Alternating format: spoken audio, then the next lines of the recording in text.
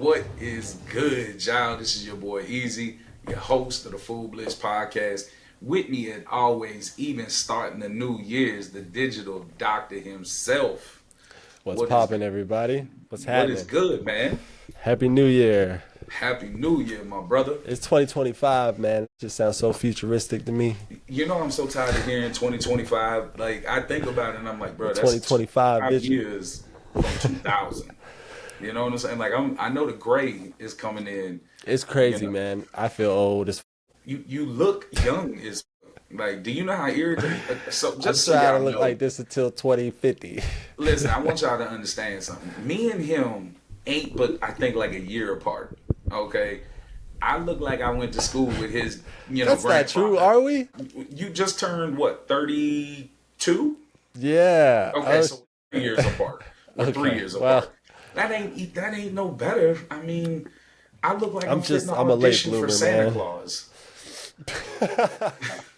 You said I you're a mean, I late hope you put bloomer? the outfit on this Christmas, but Hey, first though, was you Santa hey, I was that hood Santa Claus. with the grills, with the Hey, I front was side? I was taking gifts in front of giving them. But Oh, you over here with the the Pierre I know, that's all mustache I and got. Look at that. I got nothing else. I that's can't do all I nothing got. else. I got nothing. Man, I be look, it is trying. it is good to be back. Took the month of December off. We were both crazy busy with work. Not just that, but we had obligations to our family and things like that during the holiday. So instead of giving y'all a subpar product, we decided to take the month off and get back at it at the beginning of the year. And Right. here we are. Okay. We We got a back and great ready to show. serve. Hey, you know what I'm saying? And both What of we us have been got? excited.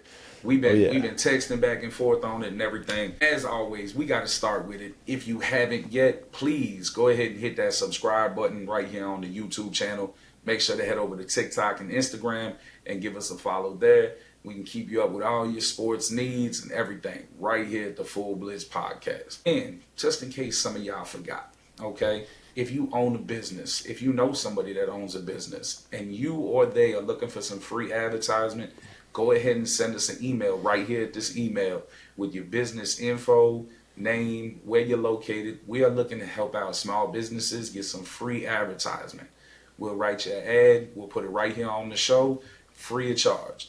All right. The only thing we ask is that you help push the show because you push us. We push you, baby. All right. Got a big show. Okay. We've been gone Yeah. for a month. A Oh lot yeah. has happened in the sports world, mostly in football. And that's what we gonna stay with today. College football and the NFL. College, you got the CFP going on. For those that don't know, this is the college football playoffs. First year with 12 teams. We're gonna get into that because there's a lot to get into that. And then of course you got the NFL regular season ending, playoffs, seeding, and it seems to me that just everybody had record breaking years and we're doing all kinds of craziness this year. So we're gonna get into all of that. But feel like it's only necessary that we start with with college football. Okay, I gotta put this out there because it frustrated me watching this, and I'm sure it frustrated a lot of y'all. To the committee, to the college football playoff people, whoever is behind the scenes deciding all this, what are we doing? Like when you look at the product that got put on the field, what are we doing? This seating was atrocious. When you look at the teams that you put in certain places, one, how could you put Oregon, who was 13-0, Big Ten champion, all of this, and you put them where the first teams they're going to play is either Tennessee or Ohio State. When you're the best team in the country all year long, you should have the easiest path to the national championship game. That is why you work so hard throughout the regular season. So this seeding has got to go. However they are seeded is how they're seeded. Okay, it made no sense. And then the automatic bid I get. Conference champions gets the automatic bid. That makes sense. But just because you're a conference champion doesn't mean that you should get a first round bye. There was no reason Boise State should have gotten a first round bye. It doesn't make why. What was the purpose of that? So we got to figure that out as a committee, however y'all want to do it. We got to figure that out because those two things didn't make a whole lot of sense. And then when you jump into the first round of games, I mean, none of them were any good. None of them were any good. It didn't make any sense. You had Texas blow out Clemson. Ohio State blew out Tennessee. Now, I get that that was a game we thought was going to be a little better, but it wasn't. Penn State blew out SMU. Notre Dame, I get they beat Indiana by 10, but let's be real. They won that game. They beat Indiana up and down the field in all three phases. So I don't want to be that dude to say leave out certain teams, but at some point we have to look at things and say what's going to be the best product. Now, for all of my people out there that are watching that are either Alabama or South Carolina fans, sit y'all asses down, okay? Don't say nothing. I don't want to hear a damn thing from you Bama fans or you South Carolina fans. Ole Miss is the only one that's got any room to talk because at least they won their bowl game. Now, would they have done any better against the teams in the playoffs? I don't know. But y'all were constantly complaining about the fact that SMU stayed in over Alabama. Alabama, you lost to Michigan. Okay?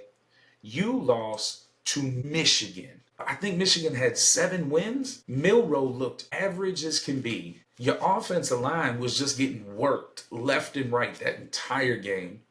So I don't want to hear it.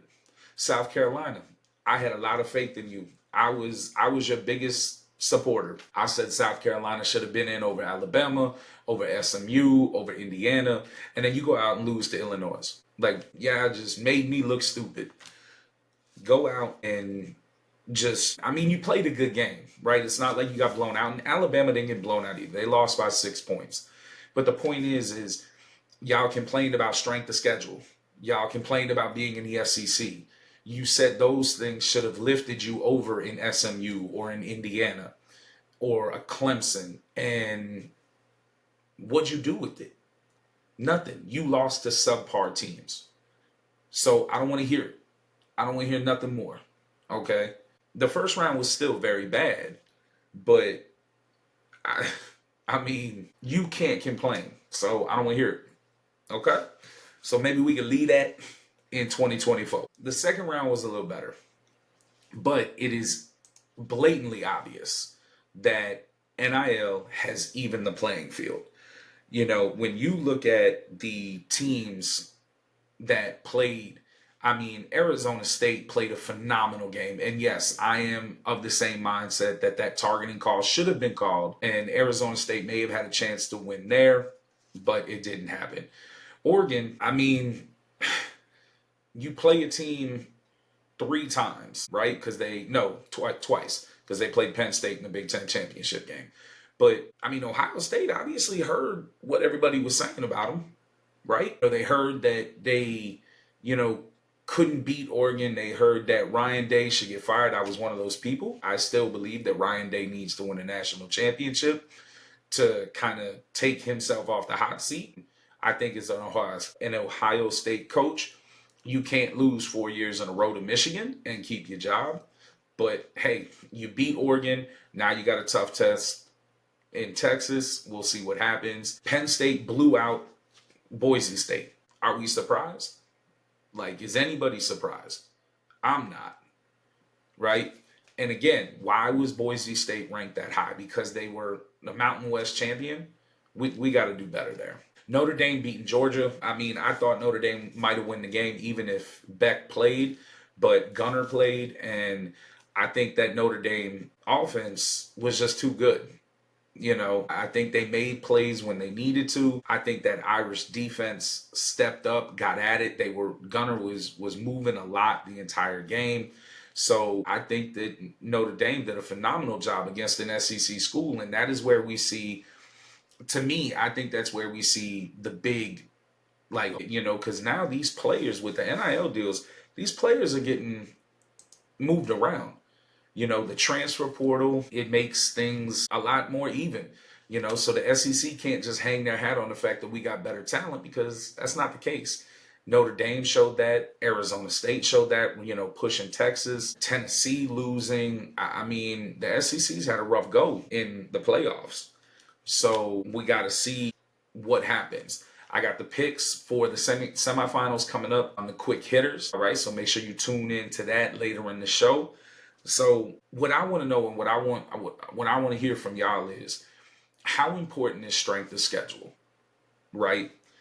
We saw the argument, like we talked about just a second ago. We saw the argument where everybody was saying strength of schedule matters. Look at SC, look at Ole Miss, look at Alabama. But does that strength of schedule really matter as much as we thought? Because then they go out and they lay eggs against these other teams that are not as talented. I mean, let's call it what it is.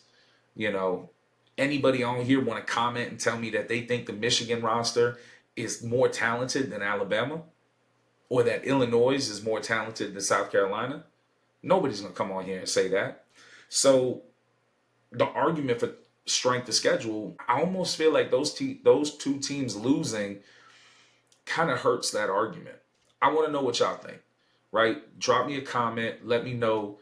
Y'all already know we here at the Full Blitz, we respond to the people that comment. We appreciate every comment, every view that we get, and we hope all of y'all are having a wonderful start to your 2025.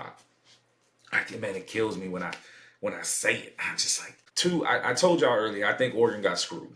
Right? I 100% think that Oregon kind of got put into a situation where maybe they weren't going to win no matter what.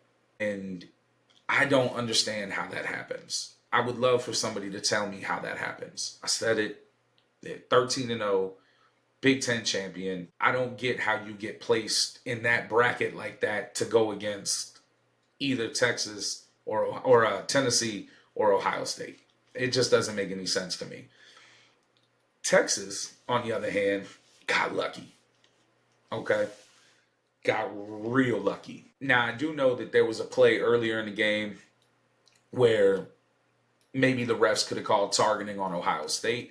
That one was a little different for me because the guy jumped and moved his body. Now, I know they say any forcible contact to the head and neck is considered targeting, but that play was different than the one where Taft, number 18 from Texas, you could see where he ducked his head and moved forward. And they said they didn't want to call it there at that time because then why do we have the rule? If you're not going to call the play when you're supposed to, or call the foul when you're supposed to call the foul, I think that you shouldn't have it. And I'm a fan of getting rid of the targeting rule. I don't like it. I definitely don't like the ejection part of it. I never think that a player should be ejected from the game based on how somebody feels at that day, because we've already seen the different crews call it differently. So let me know what y'all think of targeting. Okay, because it's a big conversation. It's a big conversation here with college football with the targeting. And I'm not going to say that I don't disagree. I think it is a big conversation, and it should be. What is the point, and where do we get where we're ejecting players? And then if you get a targeting called on you in the third quarter, you're not only kicked out for the rest of that game, you're kicked out for the first half of the next game. And that's what happened with Arizona State. Arizona State had a guy that got ejected in the conference championship, the Big 12 conference championship against Iowa State in like the third quarter. So he had to sit out the first half of the game against Texas. So that now impacted a playoff game. We got to do better there. That's not going to work. And it's too subjective. It's too subjective. So what I'm curious, right? And we're going to talk about this dude a lot. Staying with Arizona State. Cam Skattebo. That is how you say his last name. Skattobe. Skattebo. You know how I know that's how you say it? Because I listened to it 100 times. Because I got tired of y'all giving me hell because I couldn't pronounce somebody's name. Which is childish, by the way. I hope y'all know that. Okay? Don't do that to people. I'm dyslexic. You're making fun of me because I can't say somebody's name. Skattebo. I got that one. Yo, that dude was a monster. He had a 42-yard touchdown pass, 99 receiving yards, and I think he ran for 149 yards. He is the first ever player in the Peach Bowl history to receive the offensive MVP and be on the losing team. When I tell you this dude is just all ball. Like that's what he wants to do. He just wants to play ball. And I mean, it shows when you look at his stats over his career. He had 2,000-yard seasons.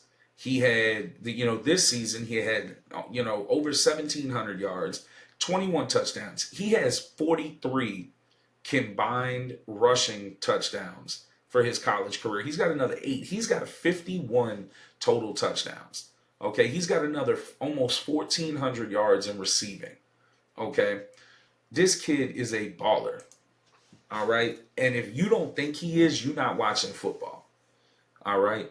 He can change. And people, I hate this, right? I hate when people say, oh, he's not going to do well in the NFL because when he gets to the combine, he's not going to run real fast. He ain't got to run real fast. And let me tell you all this. For all you like draft people, yes, they look at that, right? But he could go out and run 5, 4, 6, 40 and said they still gonna draft him because the tape, the eye test tells you that this kid plays faster than that on the field. Not just that, every time I watch this dude run, I'm gonna age myself for some of y'all. Y'all know who he reminds me of? Mike Allstott. Okay, one of the baddest white boys to run the ball, man. Y'all wanna look him up? Tampa Bay. I don't even know. I think he was a running back. He may have been a fullback, big as hell. Mike Allstott, the dude was a beast. That's who this kid reminds me of. All right. I personally hope we draft him. I do. I think he would fit Tennessee ball perfectly. But any of y'all that are out there saying, oh, his draft grade is going to drop when he goes to the combine, y'all got to stop. Stop listening to all of that nonsense. Okay. The kid can play. That's what matters. Okay. The fact that he can ball the way he does, he can catch, he can throw. Okay. And he gives it everything. The dude was on the sideline throwing up, needing fluid. He would go in, do a big play, have to come out for 2 plays because he left it all on the field. To the point where after the game, so many Texas players made sure to go up to him and say, hey, dog, you did your thing. You went out there and you balled out. And they should have won. I think Arizona State, kind of got the shaft. I think they should have won that game. They had their opportunities. I get that. Okay. But that call's got to be made late. Look for your boy Cam Scatterboo. Okay. If you haven't looked him up, go look him up. If you haven't seen him play, go look it up. The dude is a monster. Okay. But what we're left with, all right, when we look at the college football playoffs, where we started and where we at, we got Texas versus Ohio State, Notre Dame versus Penn State. Okay, who y'all taking? Who do y'all like? Who do y'all want to see? Do y'all want to see another SEC school in the national championship game? Do you think Ohio State comes out and just dog walks Texas so people can stop with the SEC nonsense? I love the Notre Dame Penn State matchup. I think that's probably the most evenly matched game. I think Abdul Carter, who could be the #1 draft pick, we're going to get into that here in a little bit, is just a game record on that defensive edge for Penn State. I don't know a whole lot about Notre Dame's team. They kind of got like a sneaky, quiet, good group, but their defense showed up against against Georgia. So I think that game is going to be real interesting. Texas and Ohio State, on the other hand, it really depends on what Texas team shows up. We know what Ohio State's about. All right, they played good football throughout the entire year. Yeah, they ended the year rough with the loss to Michigan, but that's arguably the biggest rivalry in college football, maybe in all of sports. So I try not to hold too much weight on that one. That would be like people getting upset or people, saying, how could the Browns beat the Ravens? It's rivalry. Rivalry football, everything's off the table. But Texas, viewers sometimes just doesn't really it seems like he slow walks into the game. And I think if you slow walk into the game against Ohio State, you're going to get waxed. And you're going to get waxed pretty quick. Ohio State, on the other hand, if they come in turning the ball over, if they let Ewers get comfortable early, I think Texas has got a shot. They have athletes on that team. They got some really good players on that team. So, I mean, it's going to be interesting to see what happens with that game and how that game plays out. But let me know who y'all got. Let me know who y'all think is going to take it. I'm going to give y'all those 2 picks later in the show on the quick hitters. Okay? And I'm excited to see what y'all say. Work with me, baby. Let me know what y'all think. Well, who the hell surfs in January? I just posted something yesterday. I think I went for a run by the beach. It was like 70 degrees yesterday. It was beautiful. Sunday. It was beautiful. You should just go check it out. But I looked out into the water, bro. There must have been like 100 people out there surfing in the water, bro. It was crazy. They can have it. It is snowing. It was crazy here in Alabama. So, man, are you gonna watch some of the playoffs? Yeah. That's usually when I tune in and I get a little something. He said when there's 7 games playoffs left. And then the championships, like, you know what I'm saying, Super Bowl and all that. I ain't mad at it. At least you watch something. I'm casual, man. Super casual. Super heard. Well, y'all know what that means, right? That means next week on the next show we gonna have him in here talking about the games. Because if he watching, I'm gonna be tuning in. I'm gonna be checking it out. He gonna talk on something. Yeah, I'm gonna have something to say. I'm looking forward to it. So moving into the NFL, had a lot happening in the NFL over the last month. Teams, jockeying for position, trying to get their seating right. I mean, up until the point where last night we had last game of the regular season, Detroit versus Minnesota. Winner gets the 1 seed overall. Bye week, loser gets the 5th seed. Of course, the Lions took that one by a large margin, but it was crazy because Detroit didn't really look like they had it until the beginning of the fourth quarter. So, but where we gonna start, right? And y'all gonna see me looking down a little bit on this because I made notes, everything. Okay, we gonna look at this and we gonna be talking about this a lot. Who is the better quarterback coming into the draft? Right. One of the reasons we're gonna be talking about it is because it's important. A team, a franchise is looking for their franchise quarterback. The other reason we're going to be talking about it is because Tennessee holds the number 1 overall pick. Y'all already know what it is. Two-tone blue till I die. Okay? Here's what I want to happen. I want y'all to let me know who y'all think the best quarterback in this year's draft is. Drop a comment. Let me know. Is it Shedeur Sanders? Is it Cam Ward? Is it Jalen Milroe? I don't even know why he's coming out, but hey, we're going to put it out there. Is it Dart? Is it Gabriel out of Oregon? There's a few quarterbacks coming out that, is it Ewing out of Texas? There's a few quarterbacks coming out this year. It's not a crazy deep, year for quarterbacks, but because of that, I think teams are going to be willing to jump higher than maybe they would in previous years for these guys.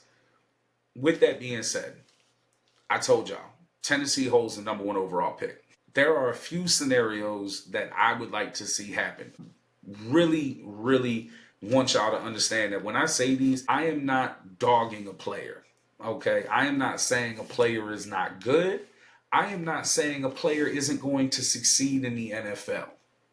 What I am saying with this situation is I do not believe Sanders or Cam Ward warrant a number 1 overall pick. That is all I am saying. And because we are looking for a franchise quarterback, I understand Will Levis is only in year 2, but he had more pick sixes. He, by himself, threw more pick sixes this year than the entire NFL did. That is not a recipe for a quarterback to be successful in this league. Obviously, Mason Rudolph is not that guy. He was brought in to be a backup, so cool. So what do? If you're Rand Karp, our GM, if you're Brian Callahan, our coach, if you're Amy Strickland, the owner, right? What do? Do you say, hey, we're gonna take a chance on one of those 2 guys at number 1, or are we gonna trade? That's what I would like to see happen. I would like to see us trade down from number 1 potentially to a team like Las Vegas, who's picking 6th. We can swap picks this year. We can get a first rounder next year, and we can try to maybe get Max Crosby. Edge rush is a massive need for the Titans right now, which is why I can see the Titans going Abdullah Carter, pass rusher out of Penn State. Game record. Okay. Dude plays with his hair on fire. I think he's a very good player. Do I think he's necessarily a number one overall? He's a number one pass rusher, yes, but is he the number one overall pick? I don't know. I watched Penn State this year. I didn't watch a ton of it, but I don't know. I would rather get the proven edge rusher in Max Crosby, get an extra draft pick, or try to get more draft picks in this year's draft. But that's a scenario that I would like to see happen. I think that the draft is going to be interesting because where we're at, right? We know it's Tennessee, then it's Cleveland, then it's New York, then it's New England. So we know that there are teams that need quarterbacks. The Jets need a quarterback. Las Vegas needs a quarterback. The Giants need a quarterback. The Browns, I don't understand how they don't draft quarterback. Deshaun Watson has got to go. That experiment has not worked. He's got more legal issues. So I think the Browns potentially look to go quarterback. So there's a lot of teams that could potentially draft up, but we'll see what happens. I want to talk about the Titans season in general, right? 3-14, not a successful season. Obviously, if you're picking number one overall, there was not a lot of bright spots with this team. Amari Hooker coming on late through the year, gets hurt, but he was a bright spot. Sweat, interior defensive lineman, paired really well with Jeffrey Simmons. He was a bright spot. J.C. Latham, I understand that offensive line was still struggling, but that offensive line was struggling because of the right tackle position. The right guard, probably could use some help, but we're going to get Cushenberry back at the beginning of the year. A lot of people forget we lost him, our starting center, early in the year, but J.C. Latham played well. Skoronski looked fantastic in his natural position as a guard. I was really happy with Browning. I was just really happy with a lot of our rookies in general. I think it's time we get rid of Treylon Burks. That experiment has failed. That just goes to show you don't trade a top 5 wide receiver because that's who we drafted to replace A.J. Brown. I think they need to figure out how to get Calvin Ridley the ball. Chig, our tight end, needs to get more involved. I've been saying this for years. Nick Westbrook-Akina needs to be involved in the offense. I don't know why he's still like this third or fourth kind of option, especially when Tyler Boyd, who we brought over but kind of wasn't there. L'Jarius Sneed was hurt most of the year. Cheeto was hurt most of the year. So yeah, it was a disappointing season, but we had a lot of injuries. And I think, I'm not a fan of the talk of firing either Brian Callahan or Rand Carthy.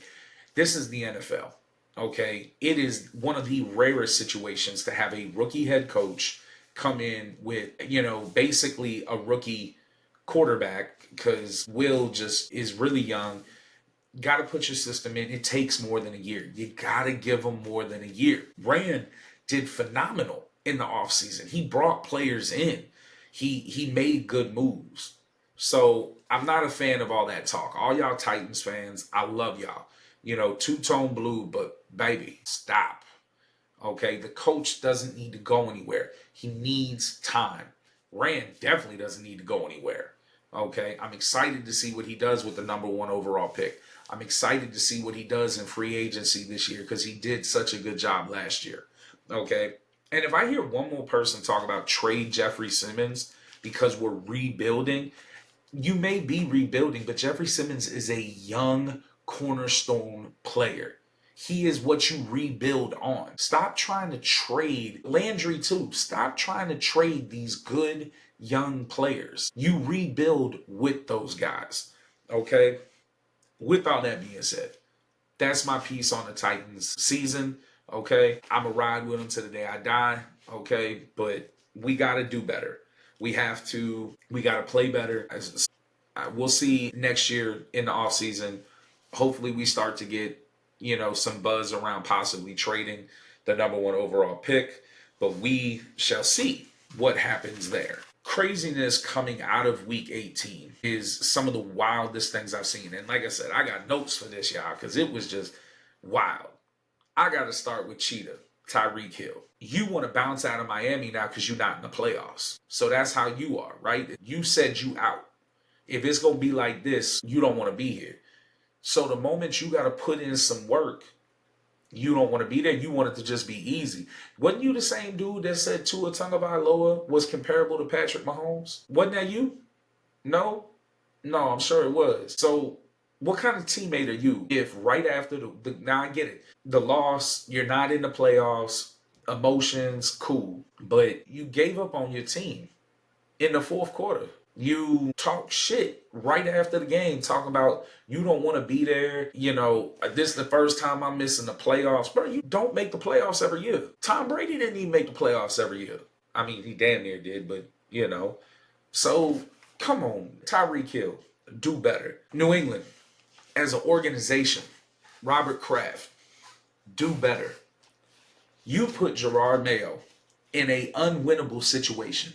You put him in a situation where he couldn't succeed. And it seems like he was fired before the game was over.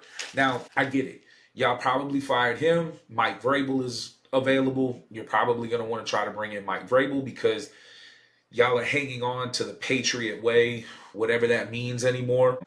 Again, he coached for us for many years. He was a good coach. He brought a hell of a environment to the team, and I think he'll do the same thing.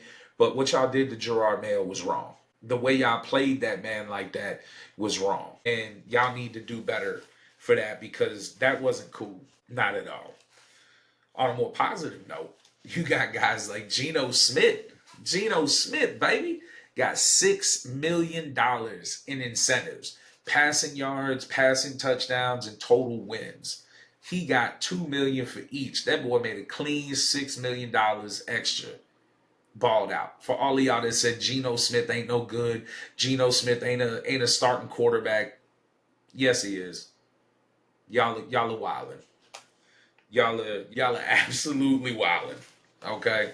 You know who probably ain't gonna be a quarterback much longer? Kirk Cousins. I understand Atlanta lost their last game, didn't make the playoffs. But Penix Jr. came in and played very good football. Okay?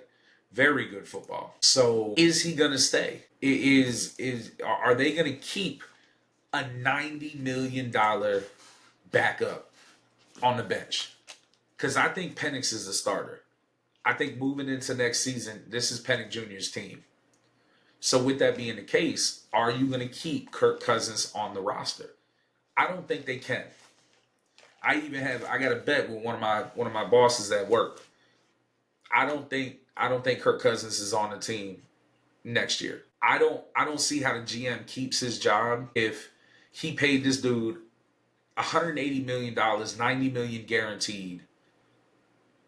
And I think it was $90 million guaranteed for him to sit on the bench. Nah, that's not gonna fly in the NFL. So what happens there? Because Penix is your starter now. Right, like I mean, he balled out, played well. You know, almost won the game yesterday, or Sunday. So he's your starter. I think Kirk's done in the ATL. I think the whitest dude in the NFL is done in the ATL. Burrow though, Joe Burrow, Joey Ice had a phenomenal season. Okay, threw for almost 5,000 yards, 43 touchdowns. He had 9 interceptions. I think he rushed for another 200 yards. But even with all of that, even with Jamar Chase's amazing season, we're going to talk about that here in a minute, it wasn't enough to overcome the 0-4 start. They had a shot. They won. They beat Pittsburgh. The Jets beat Miami. But because Kansas City rested all of their players, Denver was playing for their playoff lives against a second and third string Kansas City team. Cincinnati misses the playoffs. Joe Burrow put in a season that in other years maybe would have won him the MVP. It still might. I mean, Jamar Chase, how he's not in the conversation for the MVP is just crazy to me. Triple Crown winner. I mean, I just like, damn. You know, but we're going to see what happens with Cincinnati as they move forward. They fired their defensive coordinator, which I think is a good thing. That defense gave up way too many points and way too many times throughout the season. But Burrow wasn't the only one, okay? When I tell you, you had guys making history throughout the year. Okay, I'm gonna name off some guys, and then I'm gonna tell you what they did. All right, we got, and these are all guys that made history this season. You got Lamar Jackson, Derrick Henry, Mike Evans, Saquon Barkley, the entire Lions team, Jamar Chase, okay, Brock Bowers, rookie. Can't forget about him. We're going to talk about him in a minute, okay? But let's start with Lamar Jackson. Not only was Lamar Jackson the only quarterback to be in the 4,800 yard club, right? He threw for 4,000 or more and rushed for 800 or more. He also broke Michael Vick's career rushing record as a quarterback for rushing yards. For you young people that don't know, Michael Vick is widely considered the greatest dual threat quarterback of all time. Even though Lamar broke it, I still think Vick is the number one. Went to jail, comes back, keeps doing it. But to break that record is crazy, okay? But to be the only person to throw for 4,000 yards and then rush for 800 yards, the dude is dynamic, okay? He gives you a level that just can't be compared, okay? And then to have the next guy on that list that we talked about, Derrick Henry, okay? People are like, well, what history did he break? People forget, okay? Derrick Henry is not only already a 2,000-yard rusher, okay, but he was 79 yards away from 2,000 yards again this season, okay?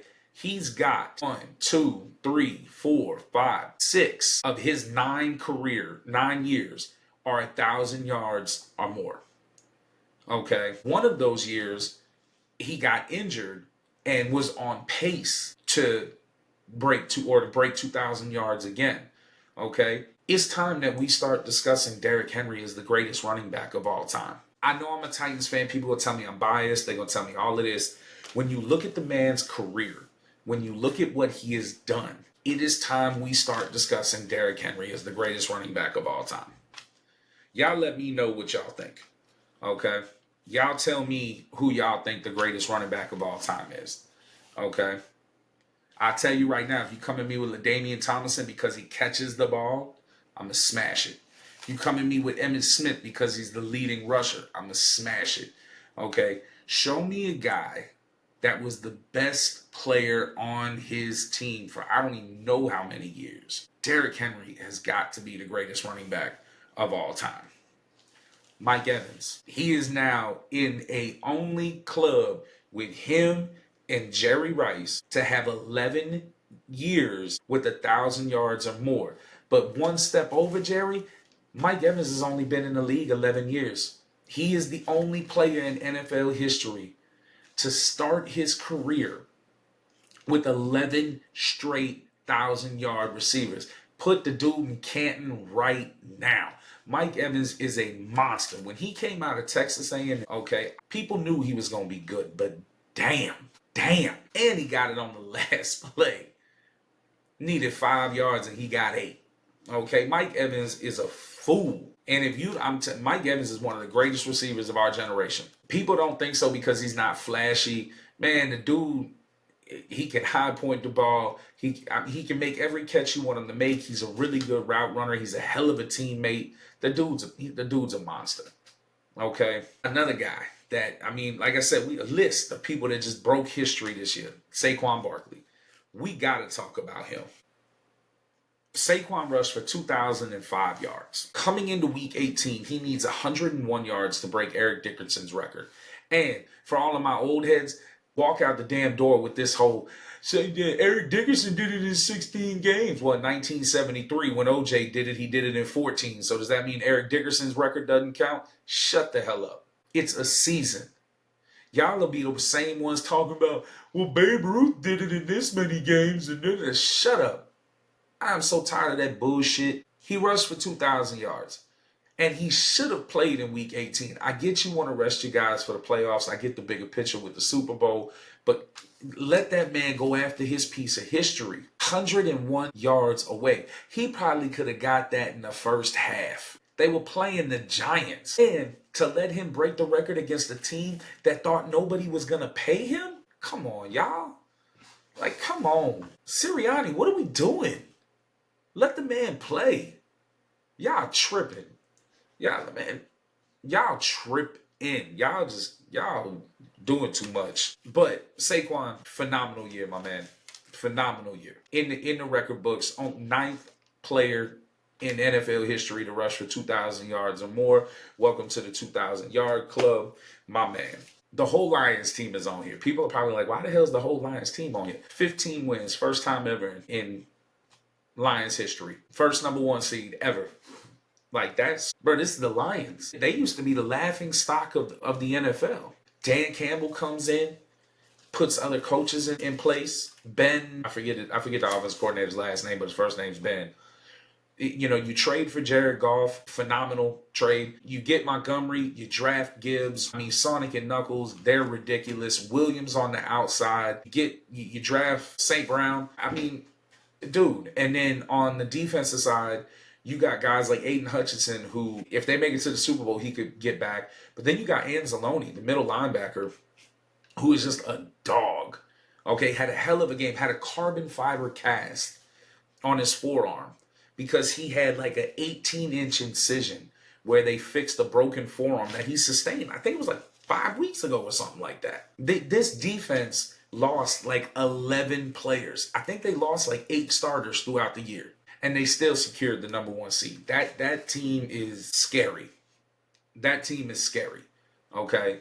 And some history for them. Way to go, Lions. Okay? Jamar Chase, baby. LSU product. And Triple Crown winner. 5th player, 5th wide receiver in NFL history to do that. Like 17 touchdowns, like 1,700 yards, like 125 catches. It was ridiculous. Just a ridiculous season. And guess what? Hey, Cincinnati, you should have paid that boy. You should have paid him, because that number just went through the roof. Through the roof. I think we talking $40 million a year. Jamar Chase showed that he is the best wide receiver in the NFL. And he absolutely is. I get Justin Jefferson is phenomenal, right? And I get that there are other guys. Jamar Chase is the best wide receiver in the NFL.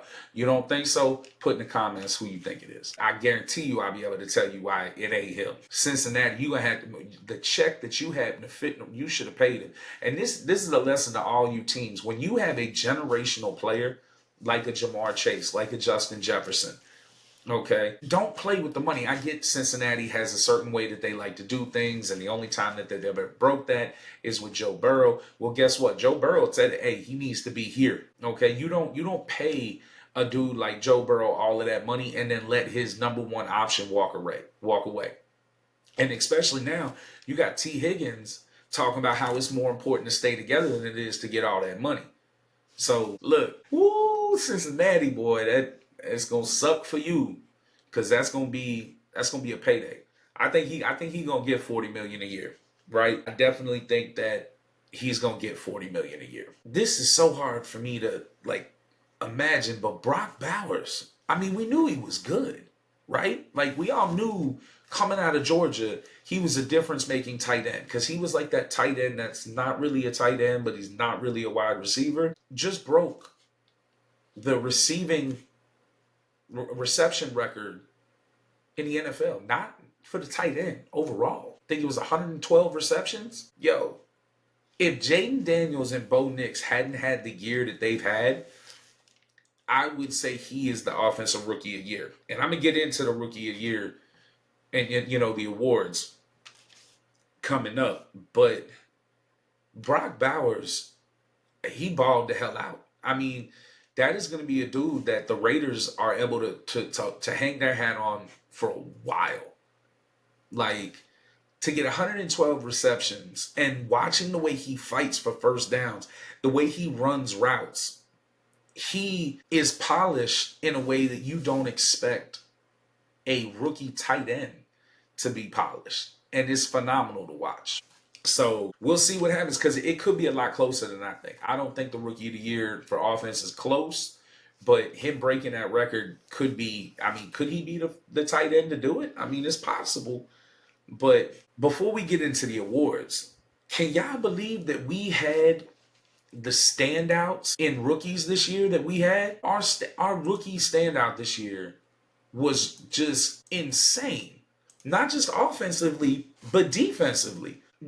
I mean, you had Bo Nix, Jaden Daniels, Brock Bowers, J.C. Latham, Joe Alt, Malik Neighbors, Caleb Williams, Penix Jr., and that's just to name a few, right? Like just right there, right? Not really going into depth, but that's just on the offensive side. You got Sweat, you got Fisk, you have Cooper DeJean, you have Peyton Wilson, you have Chop Robinson, another really good pass rusher from Penn State that did really well this year. You know, you have the guy that I believe is going to wind up being the defensive rookie of the year, Quayon Mitchell.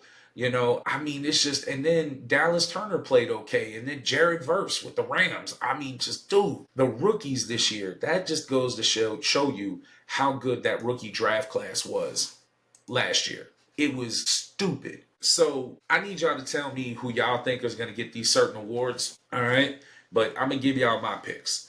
So offensive rookie of the year, I definitely think it's going to go to Jaden Daniels. I think what he's done for the Commanders organization, the way he's kind of turned things around, the way he's given them hope, and the way he's played. Okay.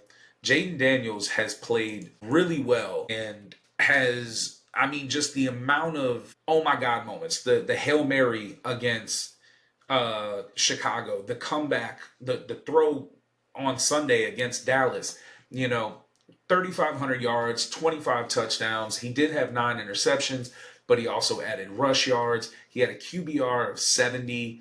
I mean, I think that's your offensive rookie of the year. And if it's not him, it's got to be Brock Bowers. Now, I do know Bo Nix had a really good year too, but if it's not Jaden Daniels, it's got to be Brock Bowers.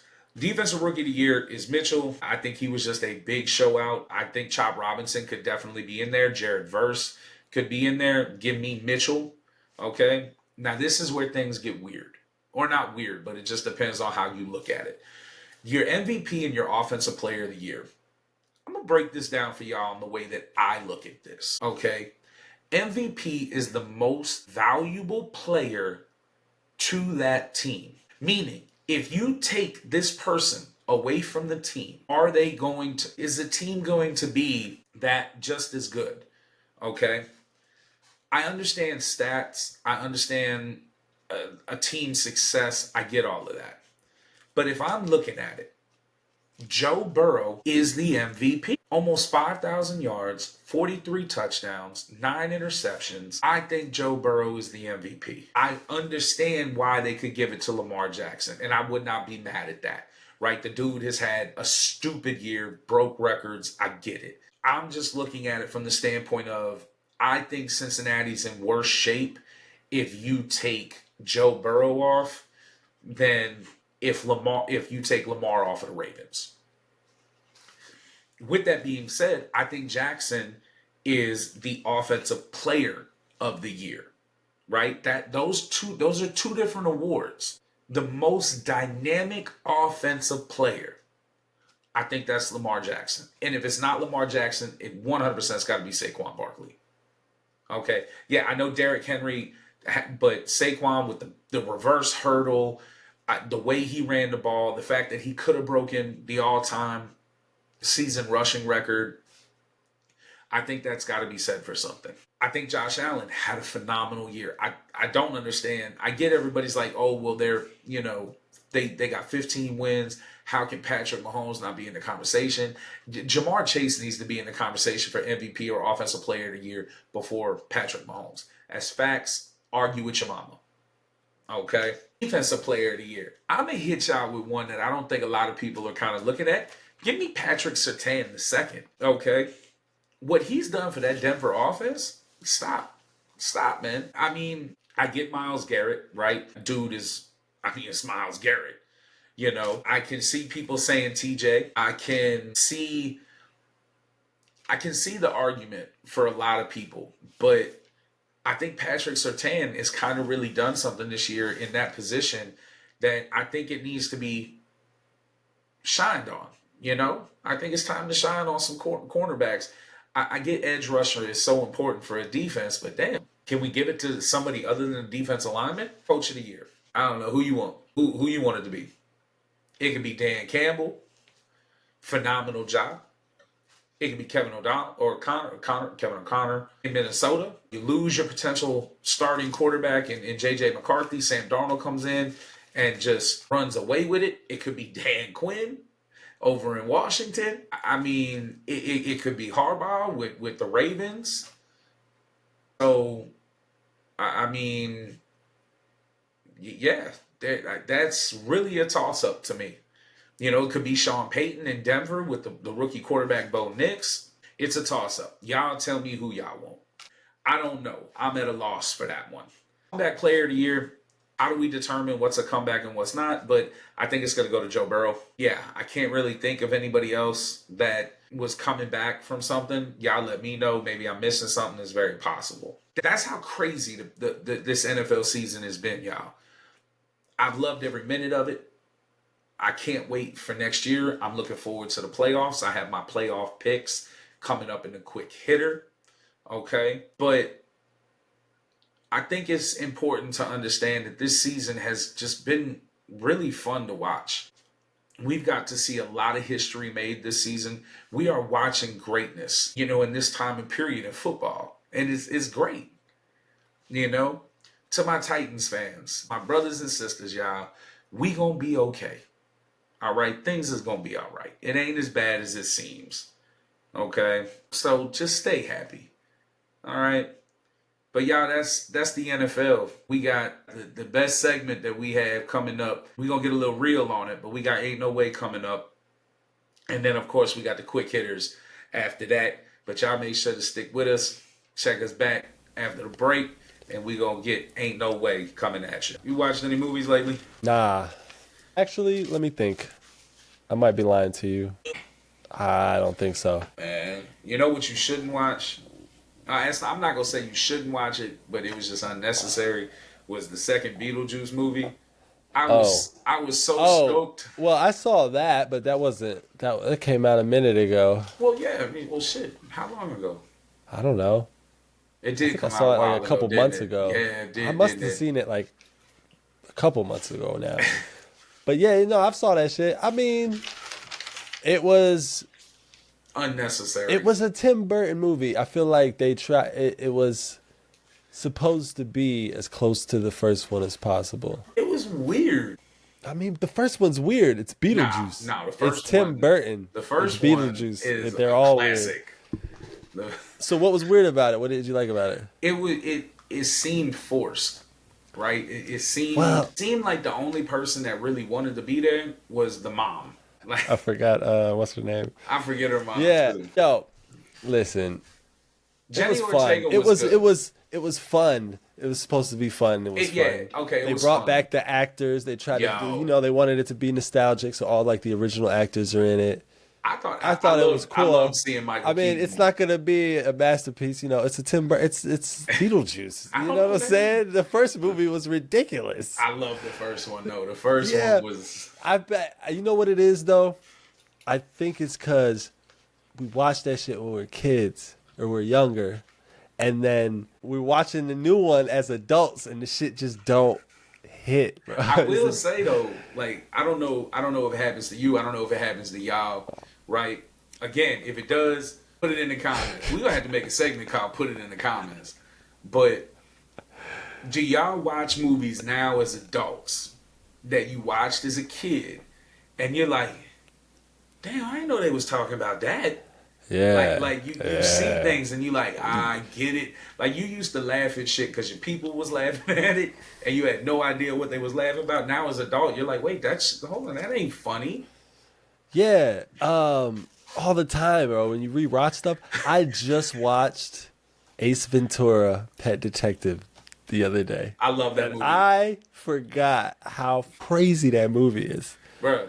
At the end, when spoiler alert, when he like rips her clothes off and shit to try to show it, bro. That whole thing, the whole scene was crazy. Yo. And it came out when in like 94. 4. 1994. That's like, yo, that's just insane. There's no way. I'm telling you. I don't know. He found Captain Winky. Yes, bro. And Bruh, everybody started throwing up. when I tell you, right? So Yeah. Jim Carrey's on Jim like my, Carrey's a wild boy. he's like on my Mount Rushmore of Yeah. movie comedians.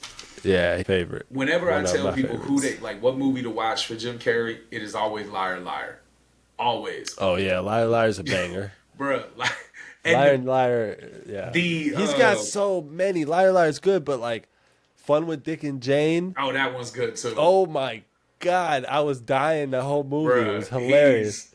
he's got so many. What was Me, Myself, and Irene? Ugh. Was crazy, bro. Me, Bruh. Myself, and Irene. So you have Bro, those movies both are Ace so Venturas. wild. Both Ace Venturas, because the second one, Yeah. When Nature Calls, is phenomenal. Yeah. You got The Mask. Guano.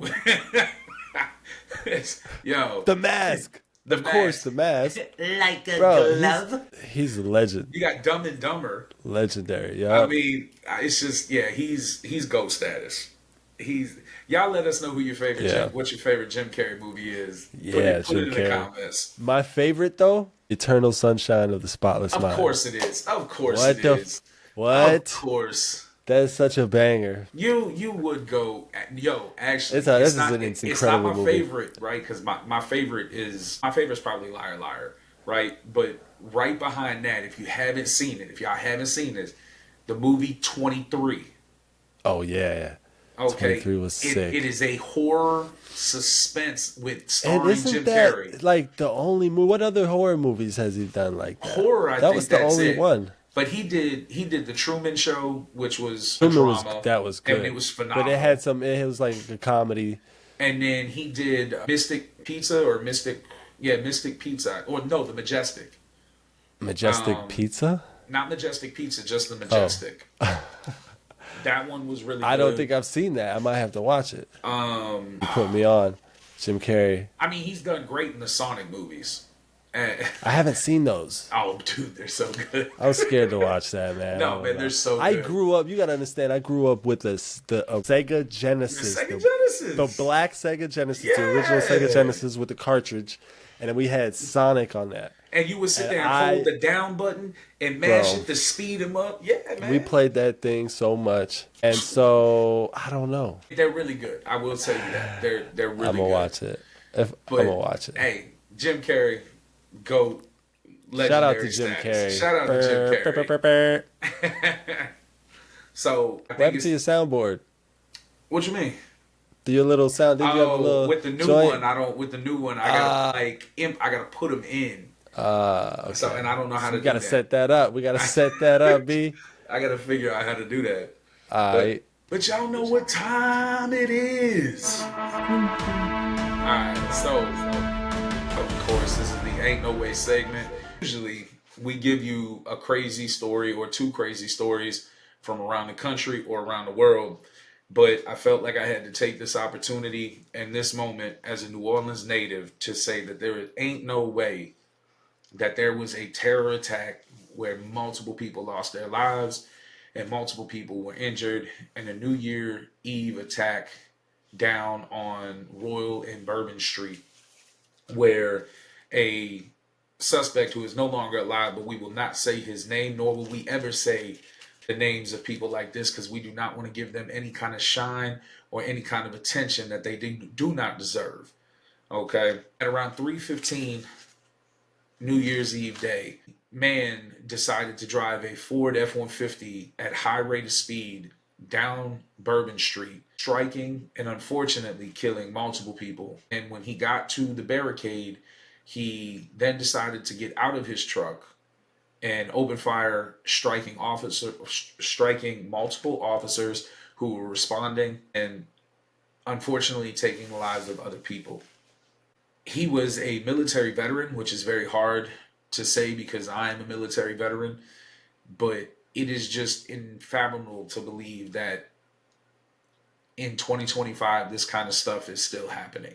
Thoughts, prayers, everything go out to the families of the people that were lost in this senseless act of violence. We stand with the city of New Orleans, as always, as I am a New Orleans native, and we here at the Full Blitz podcast give a massive applaud to not only the city of New Orleans, but the residents and the businesses of New Orleans that came together quickly, whether it was feeding the first responders, whether it was delivering food to police officers, whether it was cleaning companies to help clean up the streets, whether it was to the police officers that responded, the firemen, the EMTs, everybody that responded to this unnecessary and unprovoked act of violence.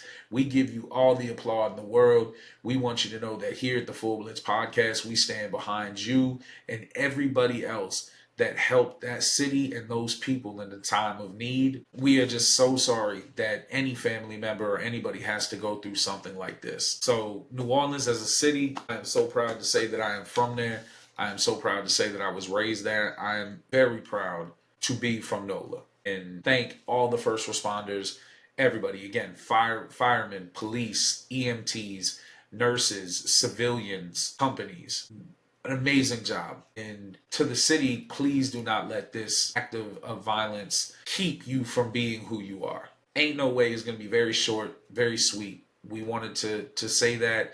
We wanted to let people know that we stand behind y'all. And again, our prayers go out to all of the family, all of the victims of that unnecessary, senseless act of violence that happened on New Year's Eve day.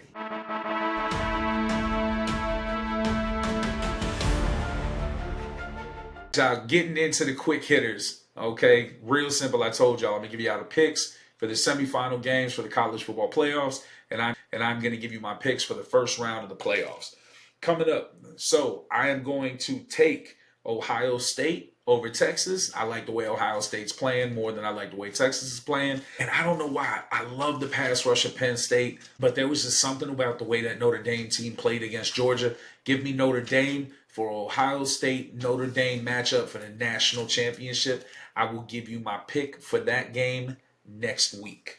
Coming into the wild card, we're going to hit you real quick. All right, give me the Chargers over the Texans. The Texans just have not looked good lately. I don't know what's going on with C.J. Stroud. The defense isn't getting after it, and Justin Herbert has been playing lights out. Give me Baltimore over Pittsburgh. I love this. I love that we get to see an AFC North rivalry game. Probably one of the most renowned rivalries in all of the NFL. I like Baltimore. I think Lamar Jackson is going to be too much. Kyle Van Noy has been playing out of his mind. Patrick Queen is playing phenomenal. Baltimore's just playing really, really well right now. Give me Buffalo over Denver. I don't really think I need to explain that one. Give me Philly over Green Bay. Green Bay just lost Watson for the year to a non-contact torn ACL. Love was also hurt, but it looks like he will play. Saquon Barkley is just going to overwhelm almost everybody in the playoffs this year. So give me Philly over Green Bay. Give me Jaden Daniels and the Washington Commanders over Tampa Bay. I think Baker Mayfield has played very, very well this year. I think he has found a home in Tampa. Mike Evans is playing phenomenal, but I like Jaden Daniels. I like Scary Terry. Zach Ertz has reemerged in that offense, which is just crazy. So give me the Washington Commanders over Tampa. Biggest question mark for me, and the only reason it's a question mark is because of the way they played Sunday night, is Minnesota and the Rams. I'm going to go ahead and take Minnesota over LA. I wouldn't be surprised if LA wins. Okay, Minnesota's offensive line just got ate up, and if you let Frisk and Verse and all of these other young dudes from LA pin their ears back and get going, if you let the Rams stop the run, it's going to be a long, long day for Sam Darnold. So I'm going to err on the side of the team with the better record. Give me Minnesota over LA, but I would not be surprised if LA pulls out the win at home. Hey, y'all, it's been so good being back. Okay, I am so happy to be back. I'm so happy to be giving y'all content again, to be giving y'all shows again. If y'all aren't rocking with us, make sure to start rocking with us. We're only getting better.